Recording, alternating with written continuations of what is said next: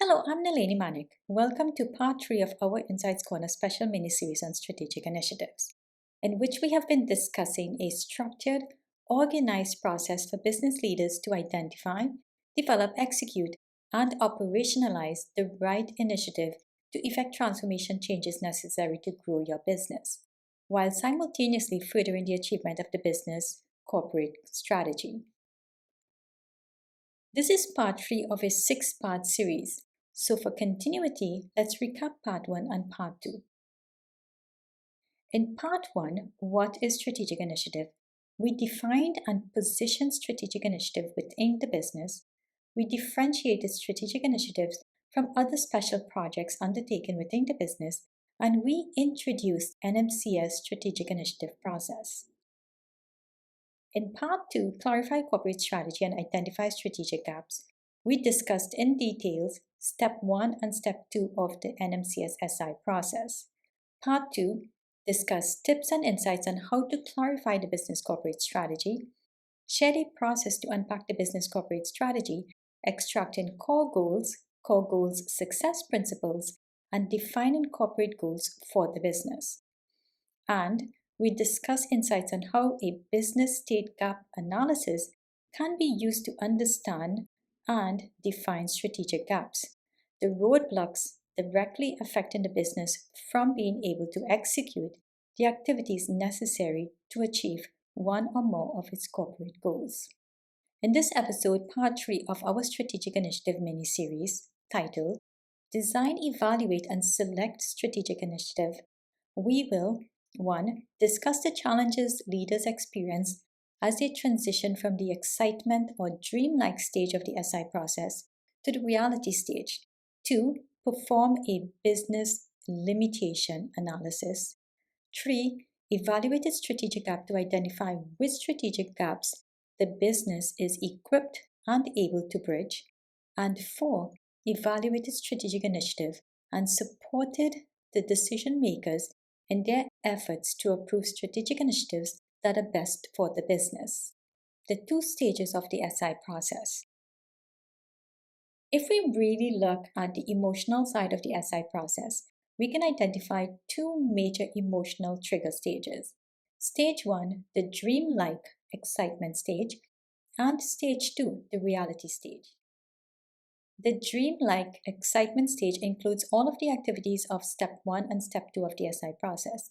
You see, in these early stages, planning stages, the leaders are engaged in activities that are exciting, like active daydreaming. There is a certain amount of excitement and personal reward associated with being able to dissect a business corporate strategy to extract goals that are rewarding both personally and professionally, while at the same time staging or shaping the future direction of the company. Then comes the reality stage. The reality stage starts with Step 3 of the SI process, because Step 3 triggers the emotions associated with reflection and performance review. The activities that forces leaders to start looking at the business to understand what the limitations, capabilities, resources, and potential are, and what the business can leverage or is limited by. The reality of the cost, risk, disruption, effort, and immense stress can be quite deflating, igniting some resistance towards the strategic gap and the entire strategic initiative process. As we transition between Stage 1 and Stage 2 of the SI process, the shift in emotion can trigger resistance to the process, which, if not managed, can lead to premature decision directly affecting the business. Some resistant triggers to be mindful of includes 1. The effort to overcome a strategic gap. The shared effort to bridge a strategic gap may seem insurmountable for some business leaders. They may not have the health, team, skills, or motive necessary to undertake a transformational project. 2. The cost required. Regardless of whether the leader desires to achieve the company's vision, the truth is he or she has to balance the current financial demands of the company with allocating cash to special projects. Given the financial state of the company, he or she may not be able to justify undertaking expensive transformational projects. Management buy-in. A manager's buy-in is a very personal response to certain projects, whether this is communicated or not. Sometimes the reason is logical in that the leader just does not believe in the project or the benefit of the project to the business, or it can be that the leader just don't have the resources or capabilities to successfully execute the project, or it could be that the project conflicts with other priorities of the leader. Regardless of whether the SI process or the SI planning was done collaboratively or not, some leaders, for whatever reason, will opt to not be supportive of the business undertaking demanding transformational projects.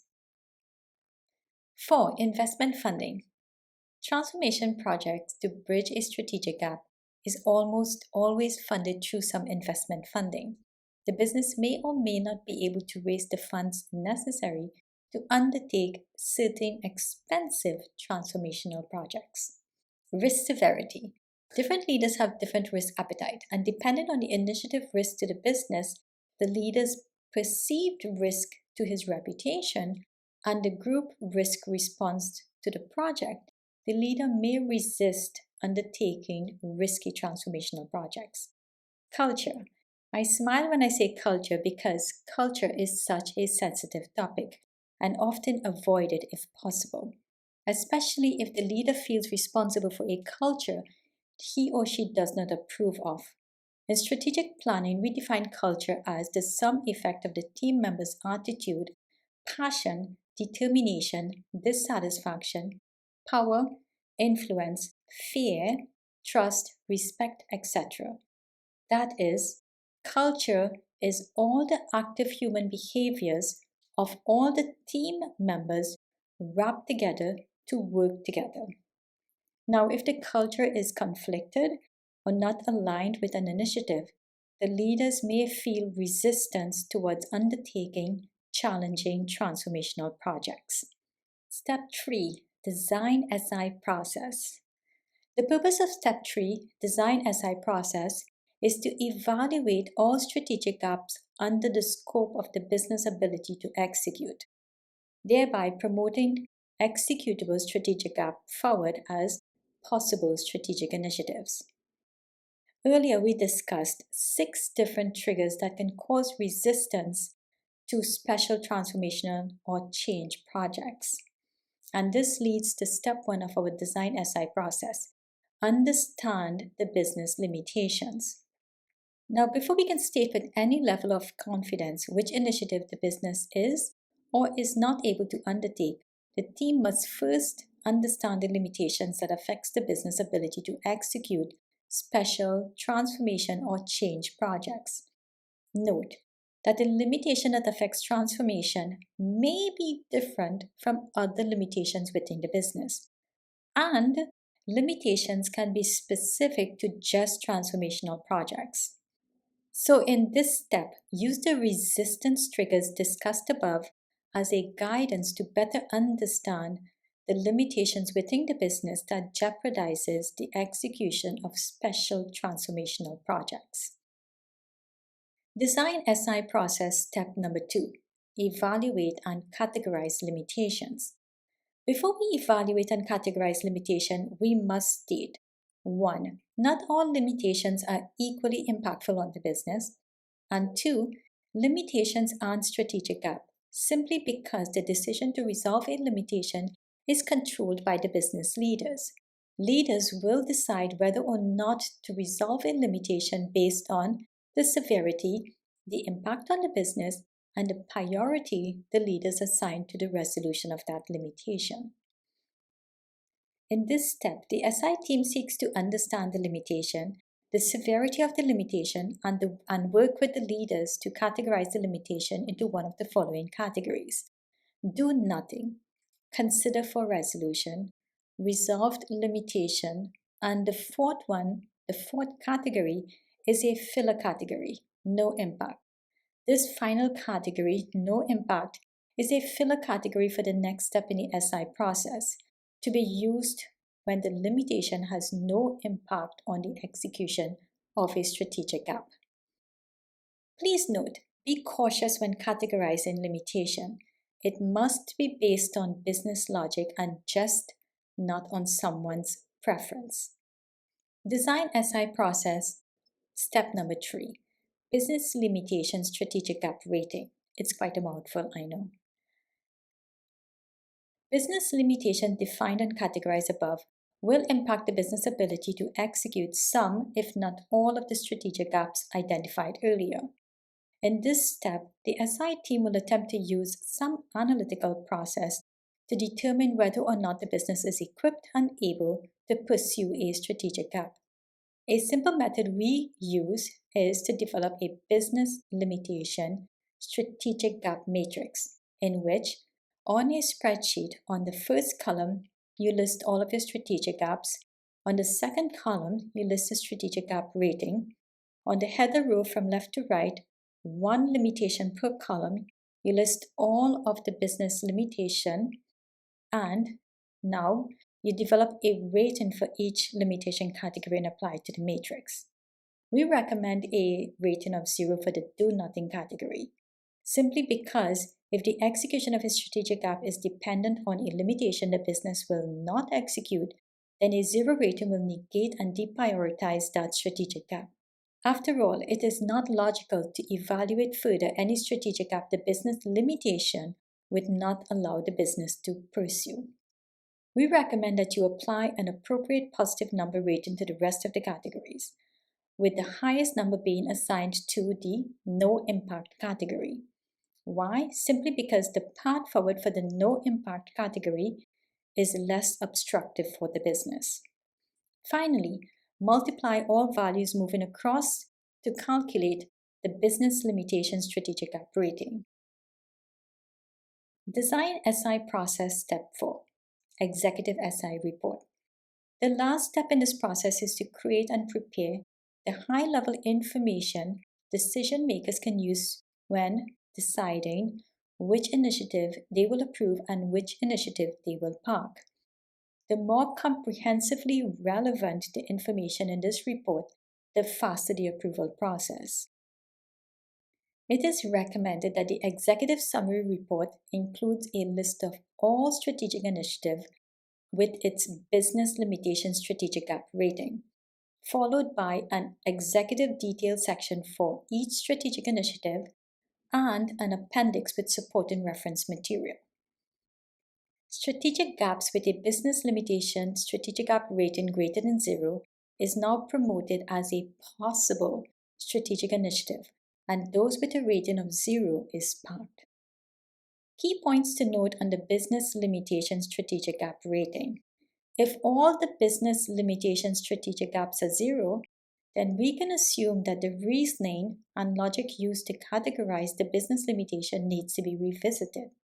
It is likely that the decisions were risk-averse and extremely cautionary, meaning the people who categorized the limitations were playing it safe, and playing it safe will not result in any positive changes. So revise the business limitation categories and recalculate the business limitation strategic gap rating. It is unlikely that any business interested in strategic initiative will not be equipped or able to pursue any strategic initiatives. At minimum, the executive details section for each strategic initiative should include 1. A description of the strategic initiative including the SI objective or purpose, the corporate goals impacted, and the strategic gap the SI will bridge. 2. A detail of the strategic gap impact on the business. 3. Detail of the SI benefits to the business including any future opportunities it will create for the business. 4. Executive details on how the strategic initiative will be executed, such as budgetary cost, time frame, and the resources, whether it will be executed by internal team, contracted special project team, or the SI will be outsourced completely. And 5, a high-level risk assessment. And finally, in the appendix of the report, include the following for easy access or easy reference. 1. The strategy map highlighted in the SI links to the core goals success principles, corporate goals, strategic gap, and the strategic initiative. Also include the business limitation strategic gap rating matrix, because the decision makers may or may not agree with the categorization assigned for each limitation. Key points to note in the Executive SI report.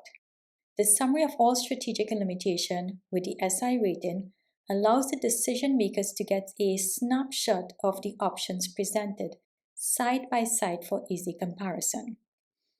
The strategy map simplifies the entire SI process up to this point and position the strategic initiative in context of the achievement of the business corporate strategy, and the rest of the detail gives a bird's eye view on the challenges, limitation, and investment efforts to bridge a strategic gap, including the potential benefits to the business. Given that the details in Step 3 was analytical and can become quite tedious, let's recap so we can reinforce exactly what we wanted to accomplish. The purpose of Step 3 is to rule out strategic gaps the business is not equipped to bridge, so they can identify a list of possible executable projects they can pursue. Now, we must mention, keep in mind that this is corporate strategy, so it is important to recognize that there is never a straight line between a possible strategic initiative and the business corporate strategy. It is littered with complex decision, capabilities, and resource restrictions. Similarly, not because we recognize a gap in our strategic path means that the business is able to bridge that gap. The business is further restricted by limitations. Limitations the leaders may or may not prioritize as critical to overcome for the business. To emphasize, when we get to the next step, the decision makers will question the SI team, their logic, their methods, the decision made along the way, and in stressful moments, our memories tend to fail us. So do not skimp when preparing the Executive SI report. You may just end up having to justify every step and sub-step in the process leading up to this point. Step 4. Evaluate and select strategic initiatives. We define strategic initiative as corporate-level special projects carefully planned and developed by leadership to bridge a strategic gap, clearing a path forward for the business to now be able to execute the activities necessary to achieve one or more of its corporate goals. Now, we hope that you made every effort to keep the stakeholders and CEO involved and updated on the process up to this point, and the CEO had insights on your work as it evolved, providing feedback, insights, and direction to refine the decision made along the way. The last thing you would want is to get to this point in the process and the CEO or the stakeholders do not agree with the approach you took. Similarly, if the CEO is driving this process, ensure that the decision makers and the stakeholders who has the power to undermine your decision are kept in the loop as you made progress from Step 1 to Step 3. Now, we invested a lot of effort in designing the Executive SI report in Step 3 above, including an appendix of relevant references to speed up the decision process. However, everyone's decision process is unique and specific to them. They look for different levels of assurance that the information presented is fairly represented, is as accurate as possible, and the projected opportunities estimate risks are well thought of. And they also incorporate their personal risk preferences, personal agendas, vision and direction for the companies, etc. So be prepared to have to justify, even more than once, every gated decision, logical assessment, and assumption made along the way, and do not rely on your memory. Bring to the evaluation meeting any and all backup materials to support any discussion or questions the decision makers may have. And also be prepared to recalculate strategic gap ratings in the meeting, strategic initiative ratings, and to update any assumption based on the feedback received from the decision makers quickly. The purpose of this step, Step 4 of the SI process, is twofolded. 1. Your purpose. The SI team purpose is to support the decision makers by providing details required to make an informed decision. And 2. The decision makers to decide on which initiative they will approve. In reflecting, we developed the detailed content for each episode in this mini-series in the month in which it was due to be published.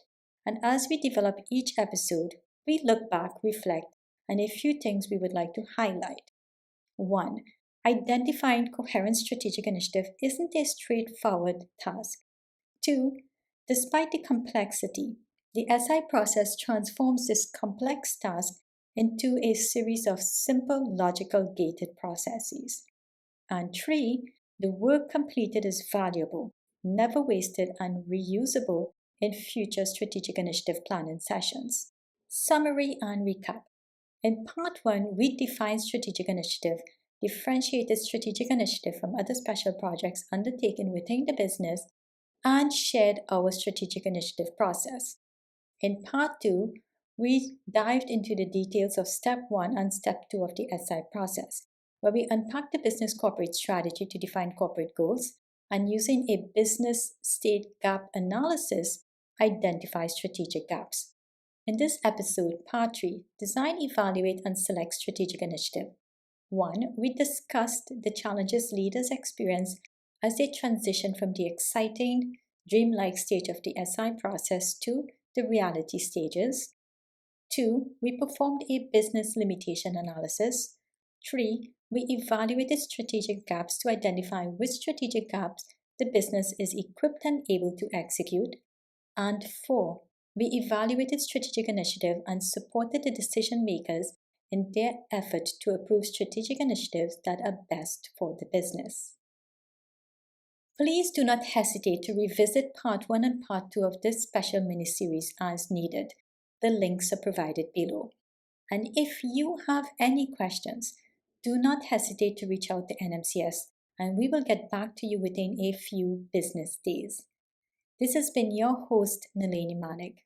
It has been my absolute pleasure to bring this strategic initiative mini-series to you. Be strategic. Cheers.